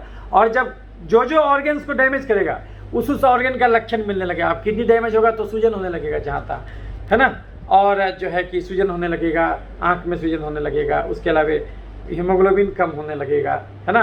तो ये तेजाब बोन मैरो में भी तो जाएगा। बोन मैरो से आरबीसी बनता है, बच्चे का आरबीसी कम हो जाएगा, न्यूट्रोफिल बढ़ जाएगा और लिम्फोसाइट कम हो जाएगा, थ्रोम्बोसाइट की कमी हो जाने लगेगी। तो ये सब जहाँ तहाँ ब्लीड होने लगेगा। तो चूँकि वैस्कुलाइटिस भी होगा, खून का नली भी डैमेज होगा, और खून का नली तो हर जगह है। तो खून का नली जब किडनी में डैमेज होगा, किडनी खराब करेगा, आँख में डैमेज होगा, आँख खराब करेगा, मुंह के अंदर के चमड़े में डैमेज होगा तो मुंह का छाला करा देगा। यानी कि जहाँ भी तेजाब जाएगा उस ऑर्गन के को डैमेज करेगा। तो अगर किडनी में जो तेजाब जाएगा तो किडनी को डैमेज करेगा, तो पेशाब से प्रोटीन आने लगेगा। एक बीमारी होता है बच्चे में, नेफ्रोटिक सिंड्रोम। देखिएगा कि जो बच्चा जम के चीनी, चावल, आलू, मीठा, फल, दूध, मैदा खाएगा, तो आजकल क्या होता है कि गार्जियन जो है बच्चों को हॉर्लिक्स, कम्प्लान, बोर्नवीटा जम के खिला देता है। ये सब करीब 90% जो है आपको कार्बोहाइड्रेट और फैट है, ये सब कभी नहीं खाना चाहिए। सब बच्चे को प्योर प्रोटीन देना है तो उसको दाल पिलाना होगा। वो क्या खिलाना है वो अभी समझाएंगे आप पहले ये समझ लीजिए। तो एक्स्ट्रा चीनी से शरीर तेजाब बनाया, और तेजाब बनने से क्या क्या बीमारी हुआ, सांस की नली में तेजाब गया, टॉन्सिलाइटिस, साइनोसाइटिस, दमा, खांसी, निमोनिया करा दिया, जो कि इस बच्चे को अभी तक ठीक नहीं हुआ है। तो वही तेजाब जाने से उसको निमोनिया और खांसी हुआ था। तो तेजाब जहाँ भी जाएगा उस ऑर्गन को कार्य बाधित करेगा। अब होता क्या है, ज़्यादा जोगी मत हो जाओ। मरीज को लगता है कि नहीं ये तो गठिया का समस्या है तो हड्डी का डॉक्टर ठीक करेगा, ये तो मिर्गी का समस्या है, ये तो दिमाग का डॉक्टर ठीक करेगा, ये तो हार्ट, बच्चे को धड़कन का बीमारी है, ये तो हार्ट का डॉक्टर ठीक नहीं। ज़्यादा जोगी मत हो जाओ, कारण तो सबका एक ही, वो गलत भोजन। तो जब भोजन बदल दीजिएगा, जब जड़ें काट दीजिएगा तो अलग अलग शाखा काटने की जरूरत नहीं पड़ेगा। तो एक्स्ट्रा चीनी को शरीर चर्बी भी बना के डैमेज करता है, एक्स्ट्रा चीनी को शरीर तेजाब बना के भी डैमेज करता है, और कुछ एक्स्ट्रा चीनी को खून से निकाल के शरीर में जहाँ तहाँ छिड़कता उन्हीं, लेकिन हाँ खुनमा से निकाल देता उन्हीं जहाँ तहाँ वाले जगहों में एक जगह है पसीना। तो यदि आपके पसीने में रोज़ का रोज चीनी छिड़का जाएगा तो ऐसा दिन आए पकड़ेगा जो ठीक ही नहीं होगा, ऐसा चिकन पॉक्स का वायरस पकड़ेगा जो ठीक ही नहीं होगा, ऐसा बल तोड़ पकड़ेगा जो ठीक ही नहीं होगा। यदि आपके लार में रोज़ का रोज चीनी छिड़का जाए तो ऐसा कोरोना पकड़ेगा, ऐसा म्यूकर पकड़ेगा जो ठीक ही नहीं होगा। चीनिया गिरे बात चिटिया लागबे करी, यानी बीमारी गंदगी से नहीं, बीमारी जरूर ज़्यादा खाया गया चीनी से होता। सरकार उल्लू बना रहा, स्वच्छता अभियान में अरबों रुपया खर्च कर रहा। कंगाल के घर में चोरी कभी नहीं होता, यानी बैक्टीरिया, फंगस, वायरस रूपी चोर शरीर रूपी घर में तभी अटैक करेगा जब चीनी रूपी धन जरूर ज़्यादा रहे। बिना चीनी के इंसान मर जाएगा, ये बात भी सही है, ये हम चीनी के बलबूते ही बोल रहे। लेकिन मनुष्य जाति का दुर्भाग्य कि अब इंसान इतना कम मेहनत करने लगा कि अब उसको केवल उतना ही चीनी यानी कार्बोहाइड्रेट का जरूरत रह गया जितना कार्बोहाइड्रेट दाल रोटी में। एक सामान्य मनुष्य आज की दुनिया में पूरे 24 घंटा में 3000 डेग भी पैदल नहीं चलता, तो आदमी के बदले चलता कौन? Tempo, taker, motorcycle, Bolero, jeep. ये समस्या अब गाँव में भी आ गया क्योंकि सरकार खुले में शौच रोक दिया। कम से कम टॉयलेट के नाम पर लोग चला करता था, वो कहानी भी खत्म है। तो अगर आप बिल्कुल ही कर्म कोढ़ी हो जाइएगा तो ये चीनी आपके लिए जहर हो जाएगा। यदि आप 24 घंटा में 2 ही किलोमीटर गाड़ी चलाइएगा तो ये पेट्रोल गाड़ी के लिए जहर हो जाएगा।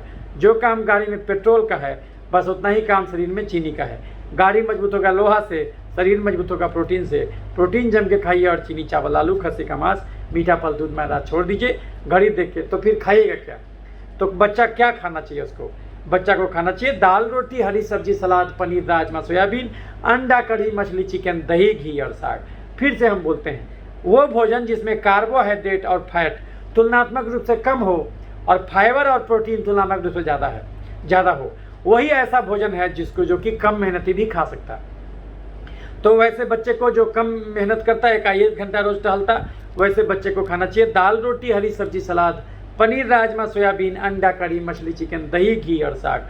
चाय पीजिए बिना चीनी, बिना गुड़, बिना शहद डाले। सुबह शाम 2 कप चाय के अलावा अलग से दूध, हॉर्लिक्स, बॉर्नवीटा, कॉम्प्लान नहीं पीना, लेकिन उसी दूध को दही बना के खा सकते हैं 5 चम्मच रोज, उससे ज़्यादा नहीं। उसी दूध को पनीर बना के, पालक पनीर, मटर पनीर के सब्जी के रूप में सप्ताह में 1 दिन खा सकते हैं, लेकिन कच्चा पनीर छीना नहीं खाना। उसी दूध को घी बना के पालक पराठा, मेथी पराठा, सत्तू पराठा के रूप में खा सकते हैं, लेकिन प्लेन पराठा नहीं खाना। चावल से दुनिया में बहुत कुछ बनता होगा, चावल से बनने वाला केवल एक चीज़ खाना, उसना चावल, माड़ निकाला हुआ तसला वाला चावल, सप्ताह में मैक्सिमम 3 दिन से ज़्यादा उसना तसला का चावल भी नहीं खाना। और चावल से बनने वाला इडली, डोसा, बिरयानी, पुलाव, चूड़ा का भुंजा, मुड़ी का भुंजा, खिचड़ी, खीर, कुकर के चावल, फूस का पिट्ठा, ये सब कभी भूल के भी नहीं खाना, क्योंकि ये सब चीज़ में माड़ यानी चाशनी तो अंदर ही रह जाता है। जितना चीनी चाशनी में होता उतना ही चीनी माड़ में होता। तो चावल से बनने वाला एक चीज़ खाना, उसना चावल, माड़ निकाला और तसला वाला, सप्ताह में 3 दिन। आलू, अरुई, ओल, शकरकंद, चुकंदर, गाजर, केला, मुरई, शलजम यानी जमीन के नीचे उगने वाला कोई भी हरा सब्जी नहीं खाना। अगबे परोर, अगबे नेनुआ, अगबे करेला, अगबे भिंडी, अगबे हरा रंग का बैगन, हरा रंग का फूलगोभी, हरा रंग का छिम्मी, हरा रंग का बुल्स, हरा रंग का बीन्स, हरा रंग का बोरा, ये जम के खाना। और अगर नॉन वेज पसंद हो तो देसी मुर्गा, खस्सी का मांस, बड़ा मछली नहीं खाना। छोटा मछली खा सकते, सप्ताह में 1 दिन। चिकन खा सकते, पोल्ट्री फार्म का चिकन सप्ताह में 1 दिन। अंडा रोज 2 खाना। कौन सा भुंजा खाना? गेहूँ, चना, बादाम, लेकिन चावल, चूड़ा, मूढ़ी, फरी, मकई का भुंजा नहीं खाना। अगर आप ऐसा नहीं कीजिएगा तो ना केवल ये चमड़े का बीमारी तंग करेगा, नहीं चेतिएगा तो आगे चल के बीपी होगा, चीनी होगा, थायराइड होगा, खून में तेल बढ़ेगा, खून में यूरिक एसिड बढ़ेगा, गठिया, घबराहट, बेचैनी, अनिद्रा, मिर्गी, पागलपन, मुंह में छाला, फैटी लीवर, कब्ज, गैस, बवासीर, पथरी, पेशाब का इन्फेक्शन, टॉन्सिलाइटिस, साइनोसाइटिस और दम्मा, महिलाओं में मासिक का गड़बड़ी, धात का समस्या, छाती का गिल्टी, बच्चा निटारना, पुरुषों में प्रोस्टेट का गड़बड़ी, नपुंसकता, dengue, malaria, typhoid, chicken pox, hepatitis B, HIV, tuberculosis, leprosy, corona virus और अंत में जाके हार्ट अटैक, लकवा और कैंसर भी धरे, लीवर और किडनी भी फेल हो जाए तो भी आश्चर्य कितने होना चाहिए कि कहा ऐसा हो गया। तो गलत भोजन करना छोड़ दीजिए, बच्चे को खिलाना बंद कर दीजिए, दाल जम के पिलाइए, घड़ी देख के 1-2 घंटा अपने साथ बच्चे को टहलवाइए और 1-8 घंटे में आधा घंटा कम से कम धूप में टहलवाइए। तो 1 कटोरा गाढ़ा दाल सवेरे, 1 कटोरा गाढ़ा दाल दोपहर, 1 कटोरा गाढ़ा दाल रात में। भोजन से पहले पेट में दाल घुसाना। पहला भोजन होगा दाल, दूसरा भोजन होगा खीरा, ककड़ी, टमाटर। आधा ज़्यादा पेट तो उसी से भर जाएगा। अब हम 24 घंटे में केवल 3 रोटी खाएंगे, 1 सुबह, 1 दोपहर, 1 रात। 3 रोटी से पेट नहीं भरा तो दाल अनलिमिटेड, हरा सब्जी अनलिमिटेड, अंकुरी चना मूंग अनलिमिटेड। अगर ऐसा नहीं कीजिएगा तो अभी जितने बीमारी का नाम गिना है वो सब भी शुरू हो जाएगा, या तो शुरू हो भी चुका होगा। अगर हम उस बच्चे का जांच करा दें तो कम से कम 4 से 5 में गड़बड़ी जरूर निकलेगा, क्योंकि जिस कारण से वो बीमारी हुआ गलत भोजन से, वो गलत भोजन शरीर में और भी तेजाब बनाया होगा, जो कि तेजाब और भी ऑर्गन्स को डैमेज किया होगा। तो इसीलिए, लेकिन चूंकि भगवान सब अंग एक्स्ट्रा दिया है, 70% किडनी फालतू है, 60% लीवर फालतू है, 50% हार्ट फालतू है, 40% दिमाग फालतू है। तो उतना परसेंट हिस्सा को अगर आप नहीं भी, जो उतना परसेंट हिस्सा को अगर ब्लॉक भी कर दीजिएगा तो भी जो है कि आपको लगेगा हमको तो कोई दिक्कत नहीं है। लेकिन जिस दिन 60 पैसा लीवर में हाथ लग जाएगा, 70% किडनी में हाथ लग जाएगा, 50% हार्ट में हाथ लग जाएगा, उस दिन मामला इरिवर्सिबल हो जाएगा। वहाँ से लौट के आप वापस नहीं आ सकते। तो बंद करवा दीजिए चीनी, चावल, आलू, खस्सी का मांस, मीठा फल, दूध, मैदा। बंद कर दीजिए chips, chocolate, ice cream, cold drink, मिठाई, समोसा, पिज्जा, बर्गर, चूड़ा का भुंजा, मूढ़ी का भुंजा, मकई का भुंजा, गाजर, चुकंदर, छोहारा, किशमिश, खजूर, देसी मुर्गा, खस्सी का मांस, बड़ा मछली, हॉर्लिक्स, कम्प्लान, बोर्नविटा, खिचड़ी, खीर, ग्लूकोन-डी, पूस का पिट्ठा, कुकर के चावल, सेवई, साबूदाना, मखाना, पानी, फल, सिंघाड़ा। इसमें से आप जो भी हाई कार्बोहाइड्रेट डाइट लेते हैं ये खाना छोड़ दीजिए। घड़ी देख के 2 घंटा रोज टहलिए, नहीं तो अभी जितने बीमारी का नाम गिनाए वो सब भी शुरू हो जाएगा, या तो शुरू हो भी चुका होगा। जांच अगर उस बच्चे का करा दिया जाए तो कम से कम 4 से 5 में गड़बड़ी निकलेगा। जांच क्या क्या कराना चाहिए? पूरा जांच, शुरू में ही पूरा जांच कराना चाहिए। जिसको भी कोविड पॉजिटिव आया उसको खाली कोरोना का जांच नहीं, पूरा जांच कराइए। पूरा जांच में CBC यानी complete blood count, liver function test, kidney function test, lipid profile, CRP, ASO, ANA, NTDS DNA, TSH, NT-TPO, IgE level और RF फैक्टर, विडाल टेस्ट और जो है कि VDRL। उसके अलावा जो है कि आपका carcinogenic antigen, alpha fetoprotein, vitamin D level, vitamin जो है कि B12 लेवल। उसके अलावा जो है कि बच्चे का D डाइमर स्टडी, बच्चे का इंटरल्यूकिन 6 लेवल, ये IgE लेवल और spot urine, protein creatinine, urine routine microscopy, stool का जांच। तो जब ये सारा जांच कराइएगा, वायरल मार्कर, टोर्च टेस्ट, जब ये सारा जांच कराइएगा तो दंग रह जाइएगा। आपको लगेगा अरे बाप रे बाप, इसको तो बहुत सारा बीमारी था। तब आपको ये जो अभी जो आपको समझाया ये थ्योरी समझ में आएगा कि जो गलत भोजन खाया है बच्चा, उसके चलते शरीर में तेजाब तो और भी जगह को डैमेज किया होगा। तो अगर शुरू में ही मान लीजिएगा तो बाद में जाके कौतूहल नहीं होगा, नहीं तो बाद में कौतूहल होगा कि अरे ये कौन सा नया बीमारी आ गया। तो इसीलिए तो जो है कि तो मेन कारण ये है। और आप उसको ये नहीं कह सकते कि उसको मल्टी इन्फ्लेमेटरी जो है कि ये मल्टी सिस्टम इन्फ्लेमेटरी सिंड्रोम ही है, क्योंकि आपको मल्टी सिस्टम खाली कावासाकी डिजीज में नहीं, हम आपको बताएं हमारा फेवरेट डिजीज SLE है। देखिए ऐसा आपको लक्षण मिलता है। ये देखिए क्या मुझे लूपस है। अब लूपस में देखिए क्या क्या मिलता है, जोड़ों में दर्द। तो बच्चों को भी लूपस होगा तो देखिएगा उसमें भी आपको जोड़ों में दर्द मिलेगा। 100 डिग्री ज़्यादा बुखार भी नहीं ठीक होगे, लंबे समय तक थकान, वो बच्चा एकदम कमज़ोर हो जाएगा, एनीमिया, खून की भारी कमी हो जाएगा। आपके बच्चे में भी हीमोग्लोबिन 9 से नीचे है और गुर्दे की समस्या, सूजन आने लगेगा, है ना, पेशाब में प्रोटीन आने लगेगा, जैसे नेफ्रोटिक सिंड्रोम में आता है।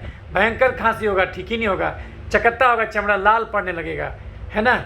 उसके अलावा धूप से एलर्जी होने लगेगा, बाल झड़ने लगेगा, आँखों रक्त का असमान थक्का होगा तो क्या होगा, उंगली कट के गिरने लगेगा, यानी कि नेक्रोसिस जहाँ तहाँ होने लगेगा, है ना, और गैंग्रीन वगैरह होने लगेगा, आँखों का रोग, आँख लाल होने लगेगा, मिर्गी का दौरा, मानसिक अवस्था भी खराब होने लगेगा और मुंह का छाला। ये एक ही बीमारी का अलग अलग लक्षण है। इसको एक ही डॉक्टर जड़ से ठीक करता वो है चमड़ा का डॉक्टर, क्योंकि कारण तो एक ही है। अब तेजाब जहाँ जहाँ गया उस ऑर्गन का कार्य बाधित किया। तेजाब जोड़ में गया, जोड़ गलाया, शरीर में पूरे में गया तो जो है कि इतना ज़्यादा ना साइटोकाइन निकला कि जो है कि बुखार आने लगा और लंबे समय थकान हुआ और एनीमिया हुआ। तो कहने का मतलब ये सब ऑर्गन्स को डैमेज करेगा। तो आप कावासाकी डिजीज ले लीजिए या फिर एसएलई ले लीजिए। तो एसएलई भी हो सकता है आपके बच्चे को, जिसको कि डॉक्टर ने बोला कि जो मल्टी सिस्टम इन्फ्लेमेटरी सिंड्रोम है उसको एसएलई भी हो सकता है। तो लेकिन आपको नाम कुछ भी दे दीजिए, उससे क्या फ़र्क पड़ता है? बीमारियां अनंत हैं लेकिन स्वास्थ्य तो एक ही है। तो अगर हम स्वास्थ्य रूपी केंद्र बिंदु का रोशनी आपको दिखा दें तो स्वास्थ्य से भटक के आप किसी भी बीमारी की दिशा में गए होंगे, पुनः स्वास्थ्य तक लौटाना आसान हो जाएगा। जिन राहों पर चल के स्वास्थ्य से बीमारी तक पहुंचे थे उसका उल्टा काम कीजिए, पुनः स्वास्थ्य का दर्शन हो जाएगा। अभी तक बच्चा जन्म के chips, chocolate, ice cream, cold drink, मिठाई, समोसा, पिज्जा, बर्गर खाता था, दूध पीता था, हॉर्लिक्स पीता था, तो अभी सब सारा चीज़ बंद हो जाएगा। और उसको एक कटरा गाढ़ा दाल सुबह दोपहर रात पिलाना है, एक प्लेट खीरा, ककड़ी, टमाटर सुबह दोपहर रात खिलाना है। आधा ज़्यादा पेट तो उससे भर गया। अब उसको रोटी केवल 3 देना है, एक सुबह, एक दोपहर, एक रात, हरा सब्जी जम के खिलाना है। तो उसको खिलाना क्या है? दाल, रोटी, हरी सब्जी, सलाद, पनीर, राजमा, सोयाबीन, अंडा, कढ़ी, मछली, चिकन, दही, घी और साग, तो ये देना है। और बच्चे को 2 घंटा रोज टहलाना है। चिप्स बच्चा मांगेगा तो चना और बादाम का चिप्स दीजिएगा, लेकिन आलू और मकई का चिप्स नहीं देना, क्योंकि इसमें कार्बोहाइड्रेट बहुत ज़्यादा हो जाएगा।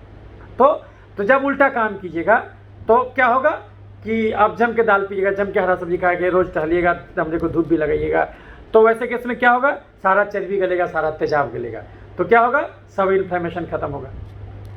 तेजाब गलाने का एक तरीका है कि बच्चे को मेहनत करवाना शुरू करवा दीजिए, और दूसरा तरीका है कि शरीर के अंदर स्टेरॉइड डालिए बाहर से, डेक्सोना जिसको आप बोलते, जो भी डेफ्लाजाकोड जिसको बोलते, तो वो सब जब, लेकिन चूंकि उसको पूरा देना होगा। उसको इलाज कैसे कीजिएगा? उसका पहले तो पूरा जांच कराइए। जांच में हम लोग कैसे इलाज करते हैं उसका, पहले तो पूरा जांच कराएंगे। जांच में जो जो गड़बड़ी आएगा सब दिखलाएंगे कि देखो तुम्हारे बच्चे को सब ऑर्गन खराब हुआ है। लेकिन डरो नहीं, ये केवल कोरोना नहीं था तो भी ये सब बीमारी होता था, ये सब याद रखिएगा। आज आपको डरा दिया गया है कोरोना, हर चीज़ में कोरोना, तो वो सब भूल जाइए। वो सब हम ज़्यादा बहुत कुछ बोल भी नहीं पाएंगे आपको, क्योंकि हमारा वीडियो यूट्यूब से हटा दिया जाता है, इसलिए हम आपको, लेकिन इशारा समझ जाइए आप कि जब आप एक्स्ट्रा चीनी खाए तो वही चीनी पसीने में आया, वही चीनी आपके सांस के नली में गया, तो आपको जो है कि चीनी गिराया तो चींटी लगा, कभी लाल चींटी, कभी काला चींटी, कभी उजला चींटी, कभी बैक्टीरिया, कभी फंगस, कभी वायरस, तो उसके चलते इन्फेक्शन होगा। तो आप जो भी कोरोना का इलाज करते हैं उसमें कोरोना के लिए एक भी गोली दवा नहीं देते हैं। इवन रेमडेसिविर भी है तो कोरोना वायरस पर काम नहीं करता, वो इन्फ्लुएंजा वायरस पर काम करता है, तो वो भी आपको कोरोना का दवा नहीं है। तो कहने का मतलब ये हुआ कि लेकिन फिर भी आपका मरीज ठीक होता है कि नहीं ठीक होता है, इसका मतलब बीच में कोरोना को क्यों ला रहे हैं? बिना मतलब का डर पैदा करने के लिए। तो ये सब करना का कोई मतलब नहीं बनता। लेकिन खैर उस मुद्दे पर हम बार बार बोल रहे हैं कि आप इशारा समझ जाइए कि कोरोना क्या है, सिंपल सर्दी बुखार, उससे ज़्यादा नहीं। लेकिन चूँकि हम आपको बोलेंगे कानून को मानिए, ये सब लगाइए, लेकिन ये सोच के मत लगाइए कि इससे हम बीमारी से बच जाएंगे। नहीं, इससे बीमारी से नहीं बचिएगा। बीमारी से बचिएगा जब आप भोजन बदलिएगा, क्योंकि बिना भोजन बदले दुनिया का कोई बीमारी जड़ से नहीं जाएगा। भोजन बदल दीजिएगा तो हर बीमारी जड़ से जाएगा। तो कहने का मतलब हुआ कि आप एक्स्ट्रा चीनी, बच्चा आपका जम के चीनी चाव एक दिन में 10 रोटी, मतलब 4-5-6 रोटी खा जाता था, जबकि उसको 3 से ज़्यादा नहीं खाना चाहिए था, बल्कि 2 ही खाना चाहिए था। दाल नहीं पीता था आपका बच्चा, अब दाल जम के खिलाना लगी। हरा सब्जी नहीं खाता था, अब जम के खिलाने लगी। आलू और ज़मीन के नीचे उगने वाला कोई भी सब्जी नहीं खाना, आलू और ओल शकरकंद, चुकंदर, गाजर, केला। जबकि आपका हीमोग्लोबिन कम था तो आप चुकंदर उकंदर देने लगे थे, तो ये सब आदत छोड़ दीजिए। अनार का जूस देने लगे थे, तो ये सब आदत छोड़ दीजिए, क्योंकि वही एक्स्ट्रा चीनी शरीर तेजाब बनाएगा। आप देखिए कभी कभी तेजाब आपको वैस्कुलाइटिस कराएगा, और वो जहाँ जहाँ आपका वो तेजाब अलग अलग ऑर्गन्स में अलग अलग वैस्कुलाइटिस होगा, तो नाम अलग अलग हो जाएगा, तो आप कंफ्यूज हो जाइएगा कि नहीं हमको तो कावासाकी नहीं, हमको तो बेसेट सिंड्रोम है। इस प्रकार से कंफ्यूज कर जाइएगा। जैसे आपको एक चीज़ दिखाते हैं, देखिए वैस्कुलाइटिस कैसे कैसे आपको करेगा। आप जैसे देखिए, अब कारण सबका एक ही है, गलत भोजन किए, शरीर में तेजाब जमा हुआ। आप देखिए तेजाब अगर दिमाग के खून की नली में गया तो आपको बेसेट डिजीज हो गया, डॉक्टर बोला कि बेसेट डिजीज है। और दिमाग के खून की नली में गया, डॉक्टर बोला जायंट सेल अर्थराइटिस है। अगर तेजाब गया और छोटा छोटा जो है कि कैपिलरीज वाले ये में आर्टरियोल में, तो डॉक्टर बोला कि आपको पोलीएंजाइटिस ग्रैनुलोमेटोसिस है। अगर तेजाब गया जो है कि आपका ये और बड़ा आर्टरीज में, तो डॉक्टर बोला टाकासु आर्थराइटिस है। या अगर कोरोनरी आर्टरीज में गया तो डॉक्टर बोला कि कावासाकी डिजीज है। और अगर लंग में चला गया तो डॉक्टर क्या बोला, इस्नोफिलिक ग्रैनुलोमेटोसिस विथ पोलीएंजाइटिस है। अगर किडनी वाले खून की नली में गया तो डॉक्टर बोला पोलीआर्थराइटिस नोडोसा है ना।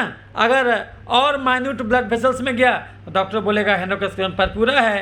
या डॉक्टर बोलेगा क्रायोनिक वैस्कुलाइटिस भी है और माइक्रोस्कोपिक पोलिंजाइटिस है, तो नाम पर मत जाइए, नाम कुछ भी हो, लेकिन वही तेजाब देखे यहाँ पर आया था, तो कैसे जो है कि किस प्रकार से आपको ये दिखने लगा। तो अल्टीमेटली क्या है, ये एक प्रकार का तेजाब है। वही तेजाब जहाँ जाएगा उस ऑर्गन को डैमेज करेगा। तो कहने का तात्पर्य हुआ कि आपका जो गड़बड़ी है उसको आप ध्यान रखिए कि आपका गड़बड़ी वो क्यों हुआ, तो वो आप ध्यान दीजिए। तो आपको नहीं तो फिर कन्फ्यूज हो जाइएगा, पता चला आपको लगेगा कि अरे टाका आंसू तो अलग है, वो तो अलग है। नहीं, इलाज सबका एक ही है। तो अब है कि इसमें तो हम आपको सलाह देंगे कि इस बच्ची का पूरा जांच होना चाहिए था, पूरा जांच जो हम आपको बताए, पूरा जांच कराइए। और खाली सीटी स्कैन ही नहीं होता है, पूरा जांच कराइए। आप बताए हैं कि सीटी स्कैन बच्चे का हुआ है, उसमें भी लंग का इन्वॉल्वमेंट आया है, तो वो ठीक है, लेकिन वो वही तेजाब वहाँ गया तो पूरा निमोनिया करा दिया। अब तेजाब अगर अल्वोलाई तक चला गया एकदम लंग के एकदम अंदर में, तो निमोनिया करा दिया। और अगर अल्वोलाई तक नहीं जाके खाली ट्रैकिया ब्रोंकियोल्स तक ही रह गया, तो उसको अस्थमा हो गया। कारण तो सबका एक ही है, तो गलत भोजन। तो बच्चे का अब आगे से भोजन बदल दीजिए, अभी भी भोजन बदल दीजिए और बच्चे का पूरा जांच कराइए।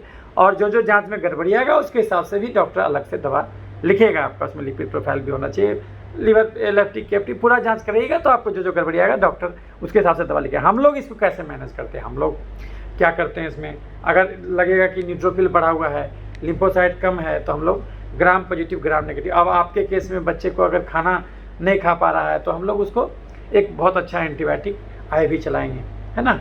IV में जैसे पिप्रासिलिन टाजोबैक्टम देंगे, एमिकासिन भी देंगे अगर उसको और भी ग्राम नेगेटिव इन्फेक्शन है। अगर टाइफाइड भी पॉजिटिव है तो सेफ्ट्राक्जिन देंगे। तो ये सब 2-3 एंटीबायोटिक चलाएंगे। ग्राम नेगेटिव डालासिन करके भी आता है, क्लिंडामाइसिन का इंजेक्शन, वो सब देंगे। और उसको एंटी फंगल देंगे, एंटी फंगल में फ्लूकोनाजोल का इंजेक्शन आता है, वो देंगे।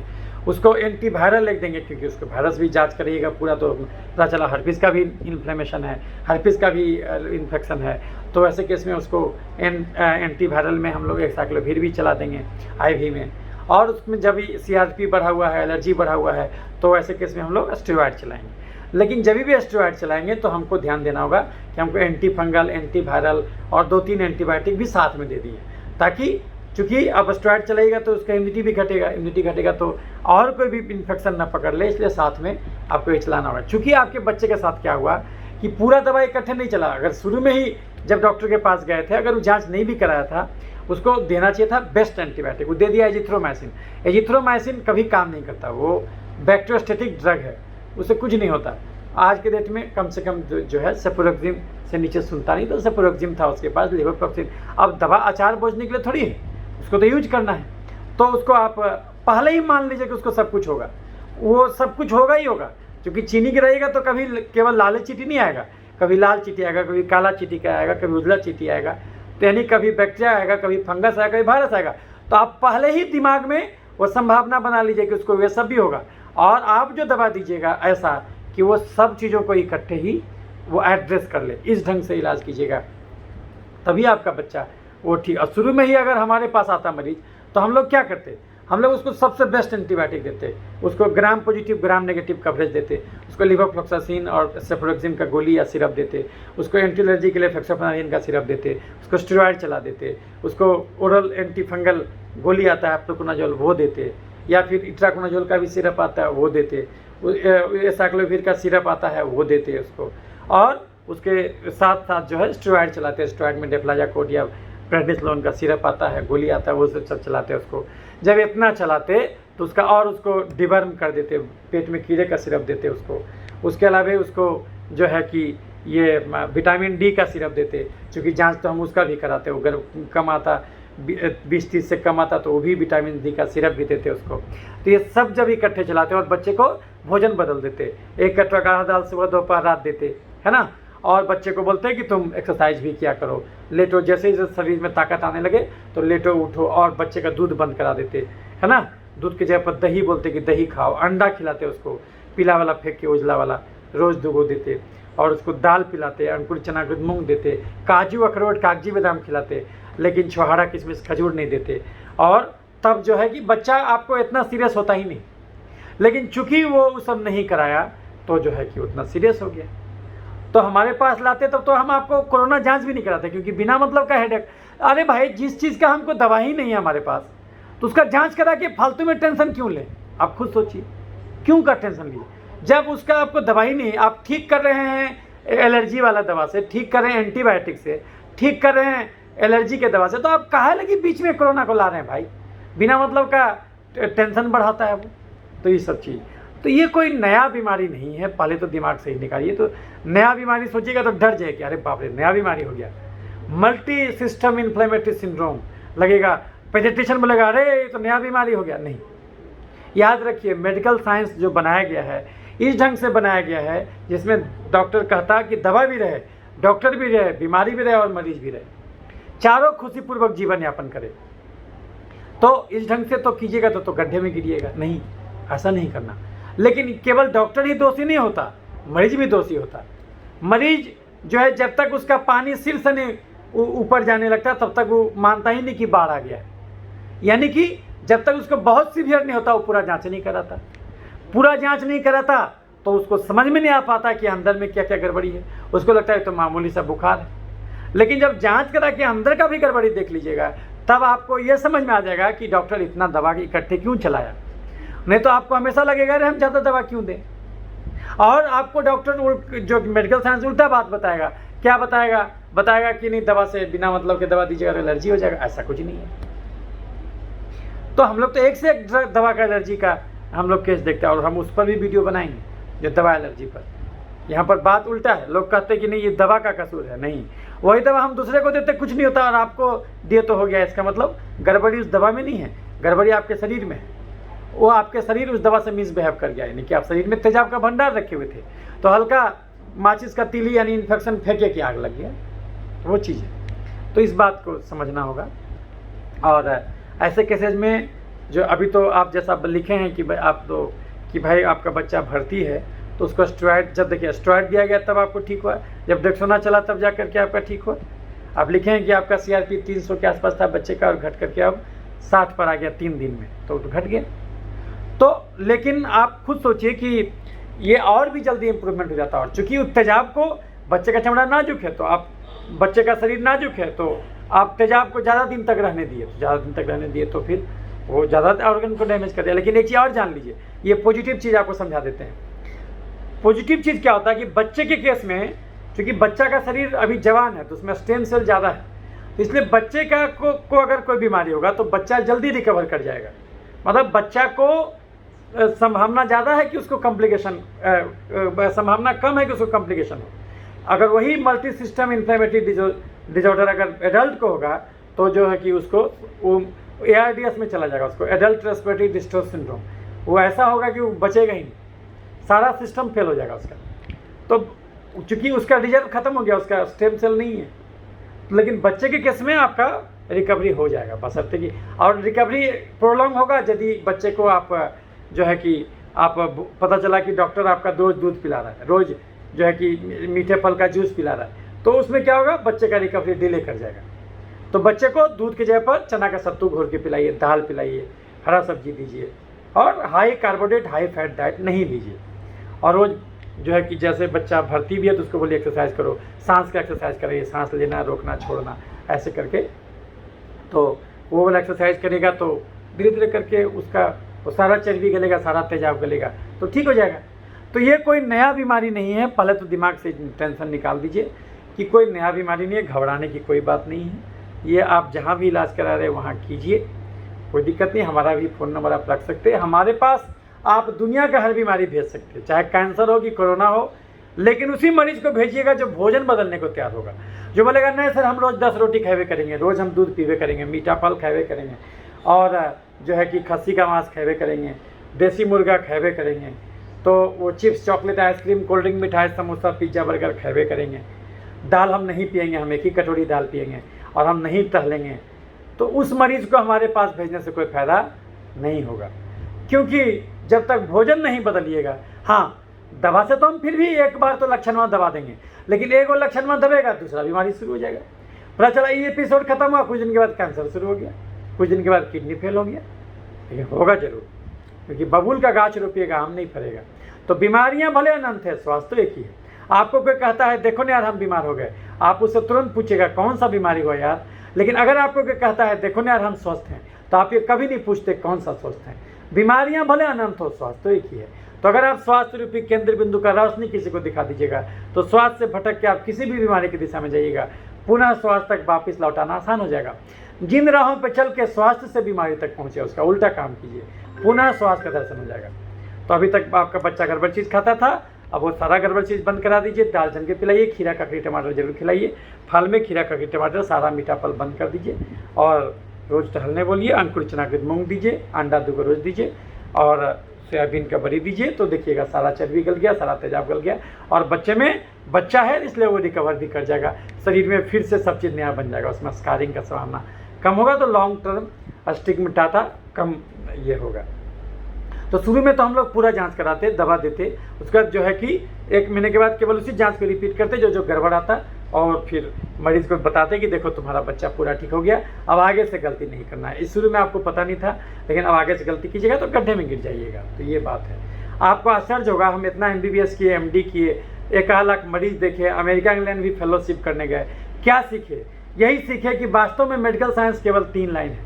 पहला लाइन, मेहनत का फल मीठा होता, यानी बिना मेहनत के कोई भी कार्बोहाइड्रेट, कोई भी भोजन गड्ढे में गिरा देगा। दूसरा लाइन, दाल रोटी खाओ, प्रभु के गुण गाओ, मेहनत कम करते दाल रोटी खा के रहो। तीसरा लाइन, किसी का दाल रोटी कोई नहीं छीन सकता, यानी दाल रोटी किसी भी बीमारी में बंद नहीं होता। यही 3 लाइन है मेडिकल साइंस, बाकी ठगी विद्या। तो ये गलत भोजन करना छोड़ दीजिए, ज़्यादा जोगी मत उजाड़। तो आप हमारे पास खाली चमड़ा नहीं, कोई भी बीमारी दिखा सकते, बशर्ते कि मरीज गलत भोजन करना छोड़ दे। तो आप हमारा फ़ोन नंबर नोट कर सकते हैं। हमारा फ़ोन नंबर है 9386999300। दूसरा नंबर है 8969953194। तो इस नंबर पर हम उपलब्ध रहते हैं। कितने बजे फ़ोन कर सकते हैं? 7 से 8 सुबह, 6 बजे शाम, नहीं तो 9 बजे रात। इस 3 टाइम में आप हमको फ़ोन कर सकते हैं किसी भी बीमारी के संबंध में। आप अगर पटना में नहीं भी रहते, कहीं भी के नागरिक हैं, कहीं भी रहते हैं, वो हमको ऑनलाइन आप सलाह ले सकते हैं। तो आपकी बच्ची जो झूठ मूठ का आपका खर्च हो गया, बच्चा को इतना एडमिट करना पड़ा, तो कोई घबराने का बात नहीं था, वो सब हम लोग ठीक कर देते। कोरोना से नहीं डरिए, सिंपल सर्दी बुखार है, हाँ, लेकिन गलत आदतों से डरिए। लड़ना कोरोना से नहीं है, लड़ना अपनी गलत आदतों से है कि जो वही chips, chocolate, ice cream, cold drink, मिठाई, समोसा, पिज्जा, बर्गर, ये सब बच्चे को नहीं दीजिए। और बच्चे को रोज़ फिजिकल लेबर करना सिखाइए। हम अपने बच्चे को सिखाते बेटा रोज़ नहाना, बेटा रोज़ मुँह धोना। काश हम उसको सिखा दें बेटा रोज़ 2 घंटा टहलना, बेटा रोज़ 3 कटोरा गाढ़ा दाल पीना, बेटा रोज़ 1 प्लेट खीरा ककड़ी टमाटर खाना, लेकिन ज़मीन के नीचे उगने वाला गाजर, चुकंदर, मुरई, सलजम नहीं खाना, प्याज नहीं खाना। तो उसका देखिएगा कि कोई भी बीमारी नहीं होगा। तो उम्मीद करते हैं ये वीडियो आपके हर एस्पेक्ट को क्लियर किया होगा कि आपको ये मल्टी सिस्टम इन्फ्लेमेटरी सिंड्रोम क्या है समझ में आ गया होगा। तो पुरानी शराब है नए बोतल में, इसको बिल्कुल नहीं। अभी डॉक्टर आपको होता क्या है ना, जैसे फैशन बदलता, देखिएगा कि जो बेल बटम पहले लोग पहनता था पुराने ज़माने का हीरो, फिर वो बेल बटम गायब हुआ, फिर उसका, तो उसी प्रकार से बीमारी का भी एक फैशन होता है, वो फैशन बदलते रहता है। तो अब उसी चीज़ को अब कोरोना के नज़रिए से देखा जाएगा।